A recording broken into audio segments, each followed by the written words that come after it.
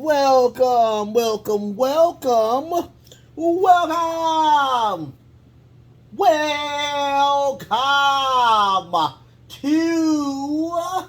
WrestleGram.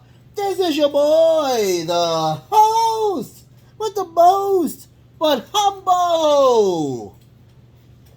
I do mean humble.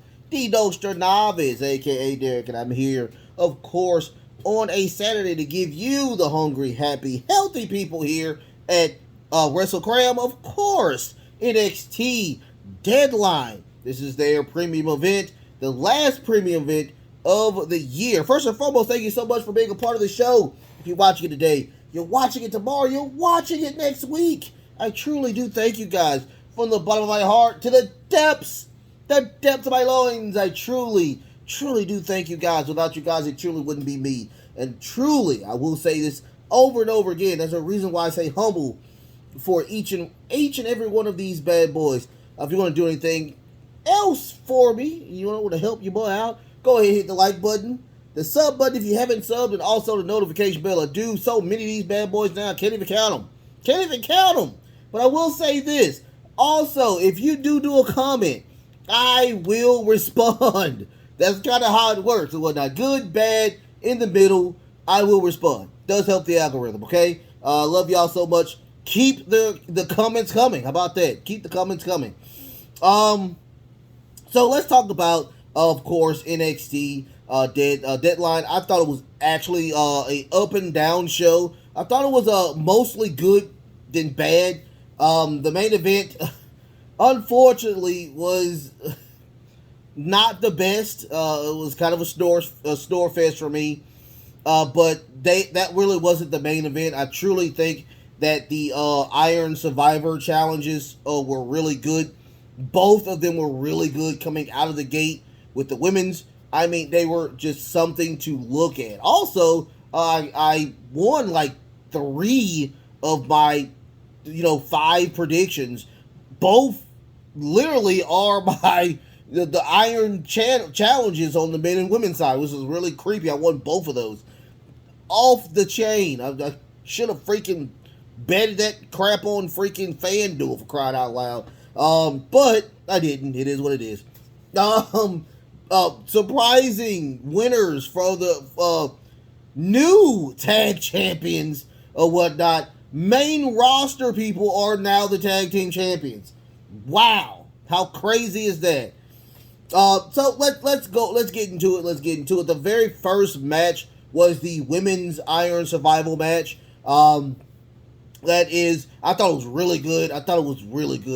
It made no sense how good both of these matches were. I will talk about the Iron Women and Man match at the end because I want to just go a little into the depths of how good they were in my own little segment or whatnot. So first and foremost, we got the first person to come in, which was Roxanne Perez, who I chose to win. Spoiler. And number 2 was Zoe Starks. Zoe Starks still has a heavy chip on her shoulder.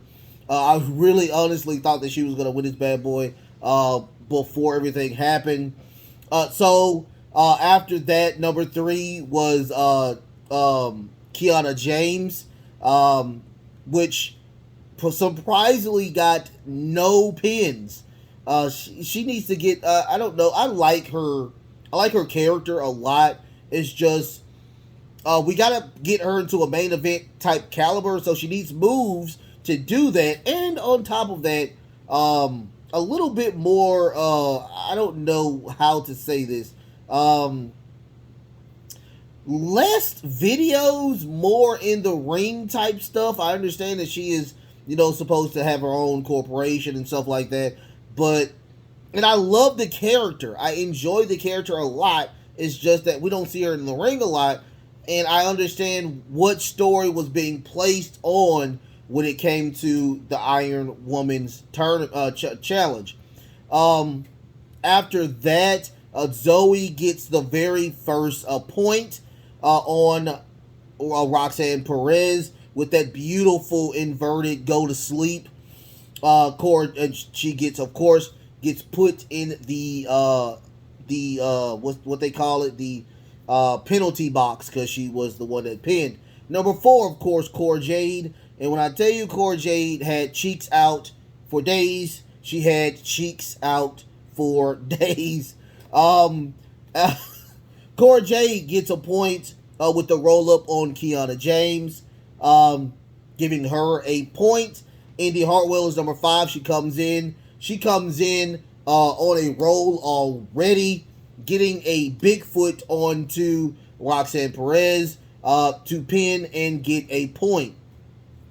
After that, we get Perez finally gets a win, gets a point with that Pop Rock, or if you want to call it the Canadian Destroyer. She got that on Cora Jade. So wait a minute, did I get that right?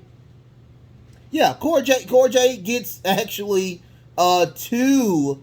Because it was kind of a laid back pins with the women. So she does get 2 pins, and she wins with being the Iron Woman, giving Booker T very, very tearful. I really think he was very tearful because he really didn't say a lot of stuff. And believe it or not, Booker T is the one that trained not Cora Jade, the one that trained Roxanne Perez, and she is now the number 1 contender for the women's NXT title.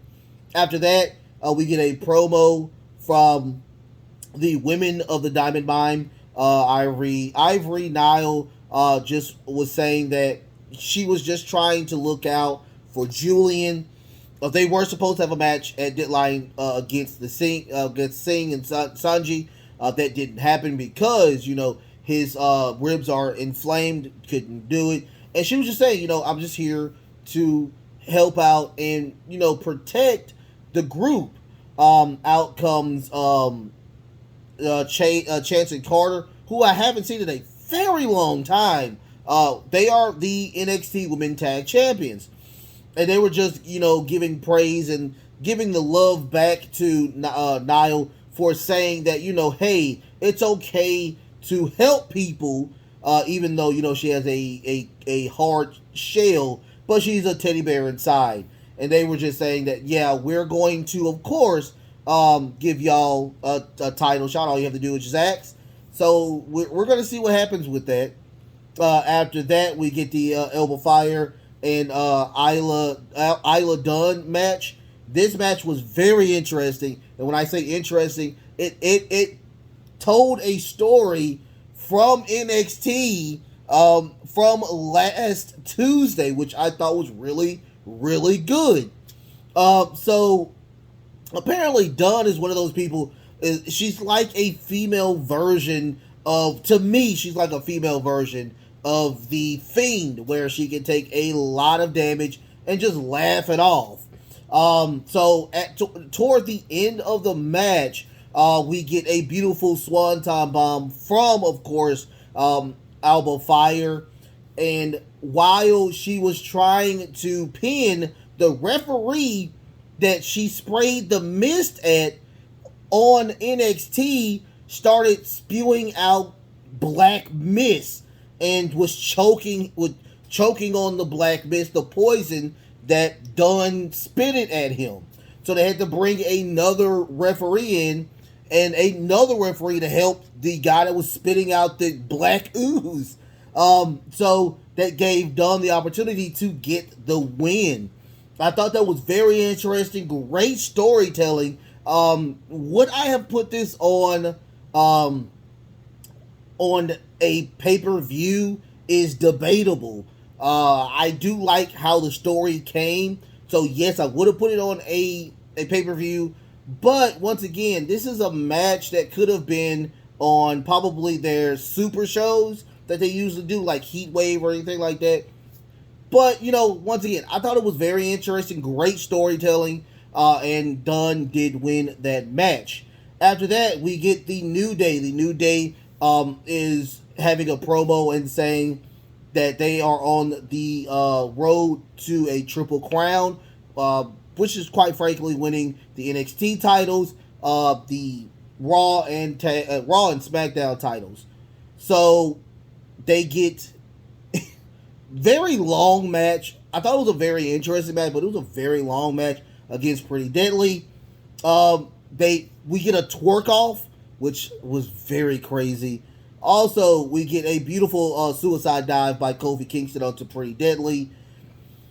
Apparently, everybody tried to do the Eddie Guerrero where they throw the belt at one of the people and they fall down. All 4 participants tried to do the Eddie Guerrero. Everybody's on the ground. The referee's looking like, what is going on?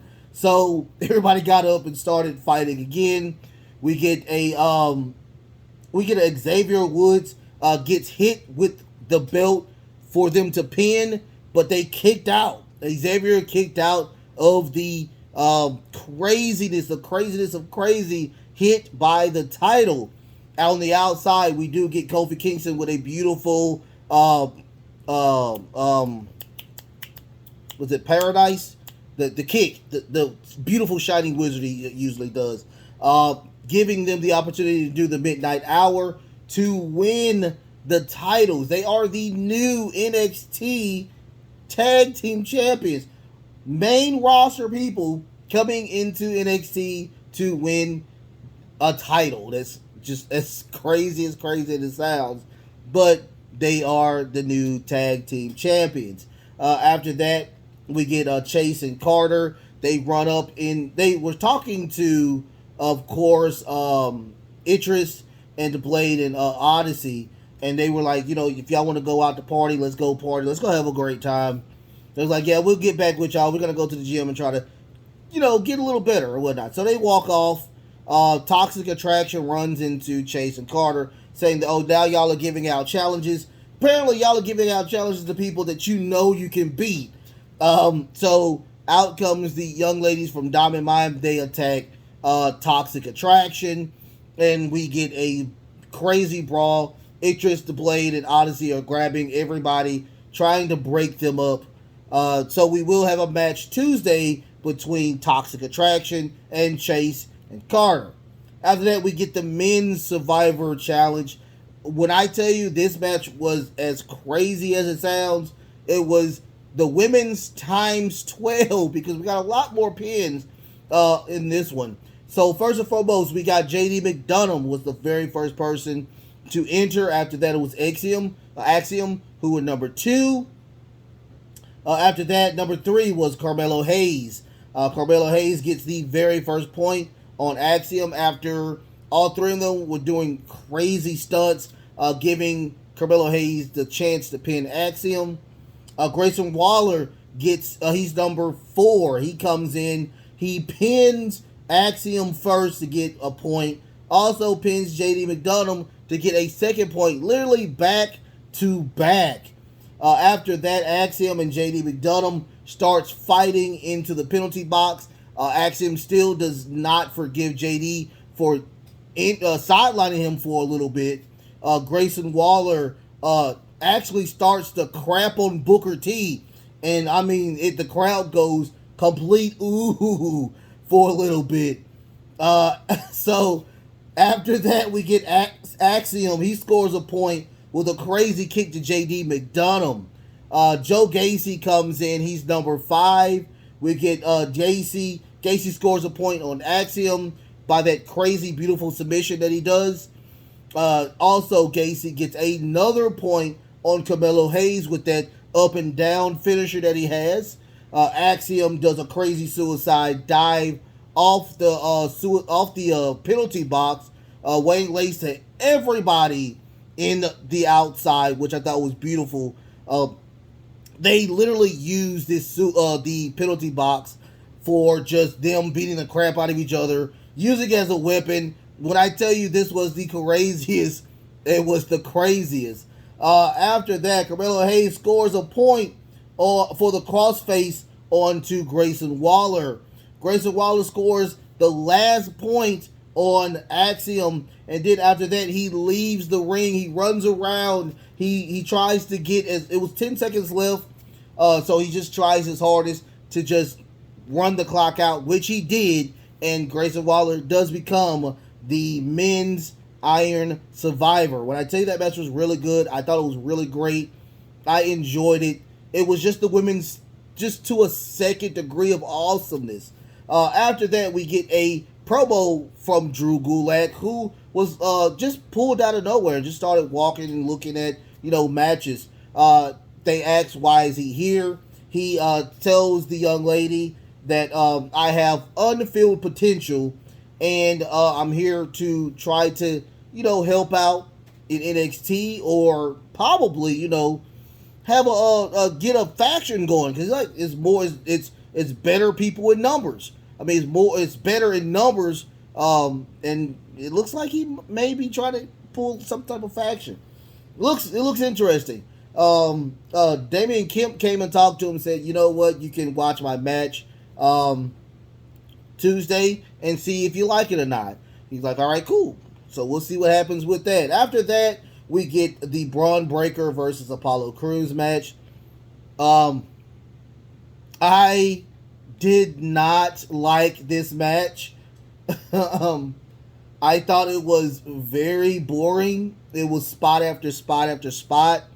Nothing really. I mean, now, don't get me wrong. It was some really great power moves, because they're both power move wrestlers. So that's what it was. It really didn't tell a story to me. And when you're in the ring, I need a story to be given to me to make it enjoyable. Just like I said with the Albert Fire and the Dunn match, I thought that was it was great storytelling from Tuesday. This match really didn't tell a story. I was like, so I was really turned off by the match. Don't get me wrong, it was some great spots. Just like I said, great spots. But we do get a spear. We get a traditional spear by, of course, Braun Breaker to retain the title. He is celebrating, having a great time. And we get that beautiful stunner by Grayson Waller grabbing the belt and saying that I am going to take that belt off of you. I'm hoping that Grayson Waller does take that belt off of Braun Breaker, even though Braun Breaker is a great champion. It's time for Braun Breaker to leave NXT and go to the main roster. No hands, ifs, or buts about it. I'm not going to guarantee it, but I'm putting money on it that Braun Breaker will be in the Royal Rumble. This will be he will be like probably 25, but he will be in the Rumble as not the NXT champion. That's just how it's going to be. I just don't see it. I don't see anything else for Braun Breaker to do on NXT. Just like with Mandy Rose, I don't see anything else for Mandy Rose or Toxic Attraction to do on NXT. It is time for them to move on. We fade to black after that. I just want to talk about a little bit about the Iron Survival Challenge, or the match itself. I didn't understand the rules until I actually seen the match. This is the very first time they actually did it, and I truly thought that this was very great. I thought it was revolutionary, this is something really fun. I mean, it's not War Games, but I, believe it or not, enjoyed this match better than War Games. I really do. I enjoyed it. My thing is, I would have tweaked it just a little bit, where, how about not being a number one contender, but having said champion in the ring with everybody else, and after a certain amount of points, you become the champion. How about we do that next time instead of being the number one contender? I know that you're trying to stretch, but I would love to see that on if they continue this type of match next year. Y'all like, share, and subscribe, you guys. Like, share, and subscribe. I truly enjoyed this show. I thought it was really fun, really enjoyable. There was some low lights, like I said, on there. Like I said, the Braun Breaker and Apollo Crews match, was, to me, a snore fest. I'm sorry. Just wasn't my cup of tea. But, like I said, the Braun Breaker and Apollo Crews match was, to me, a snore fest. I'm sorry. Just wasn't my cup of tea. But, like I said, the Braun Breaker and Apollo Crews match was, to me, a snore fest. I'm sorry. Just wasn't my cup of tea. Tomorrow you will get. This is what I'll do tomorrow.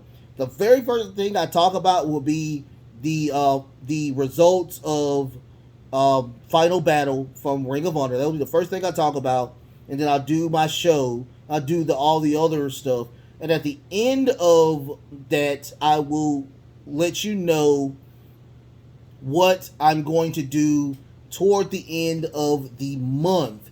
As in, I have, I'll announce it on the Dirt Sheet Roundup. Until next time, you guys. Until next time, love, peace, and of course, wrestling.